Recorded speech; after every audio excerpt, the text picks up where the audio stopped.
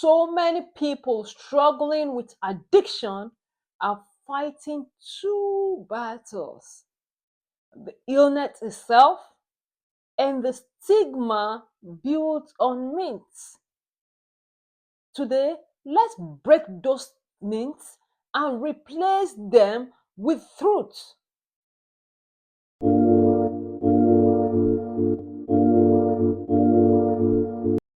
Hi, my name is Obi. I'm a nurse and I'm passionate about mental health and addiction recovery. On this channel, we fight stigma and share truth. I will cover the top myths, why they are dangerous, and how we can stand up as advocates. Stick around and tag someone who needs to hear this. Addiction means that are holding us back.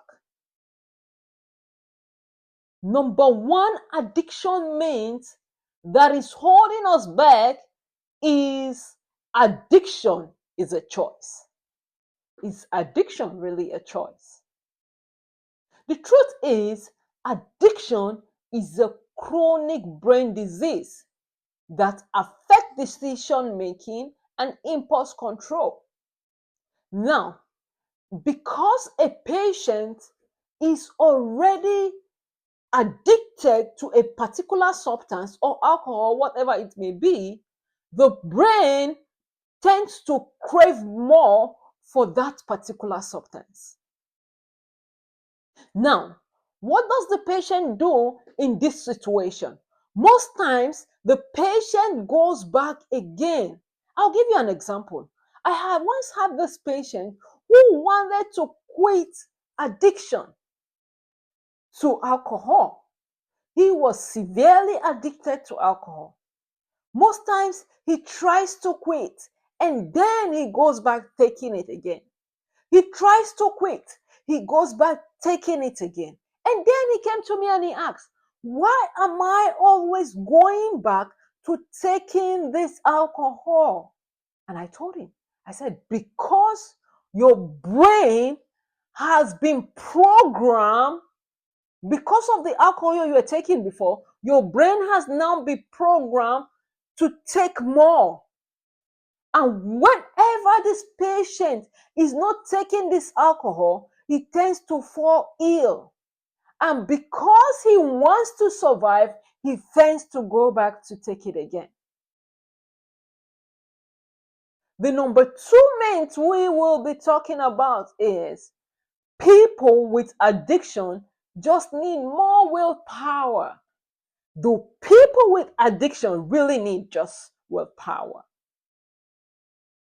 They actually need treatment and support. Just like heart disease, just like diabetes, just like respiratory disease, you need treatment and you need support to recover. I have seen a patient who relapsed several times on recovery. He relapsed and he recovered with medication at the end of the day. The number three myth we'll be talking about is medication-assisted treatment is replacing one drug with another. Is medication-assisted treatment really replacing one drug with another? Medication-assisted treatment like methadone and buprenorphine are actually evidence-based.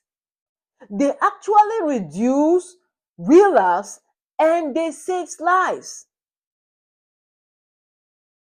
The number four myth we'll be talking about is only certain people become addicted. Is it really true that only certain people becomes addicted? The truth is, addiction does not discriminate. It affects all races, it affects all classes, it affects all backgrounds, it affects all social status. It does not discriminate. I've seen extremely rich people that are addicted to something. I've also seen people that are poor that are addicted to something. I've also seen people that are in this particular race that are addicted, and I've seen the other parts race that are also addicted. So addicted is not just for a specific kind of people. The fifth myth we'll be talking about is relapse means failure. Is relapse really failure? The truth is, relapse is part of the journey. Just like flare-ups in chronic illnesses, relapse is part of the journey to recovery.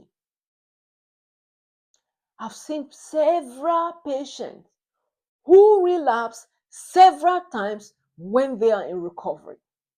And at the end of the day, they have recovered. Some other ones are still in recovery. The number 6 myth we'll be talking about is recovery is rare. Is recovery really rare? The truth is, millions and millions of people are recovering. And there are so many other people that are presently in recovery today. The truth is, hope is real.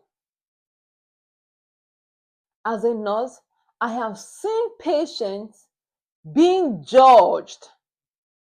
I'll tell you for a fact, even me, before I became a nurse or before I started seeing what addiction is doing to people, I could judge people for their addiction.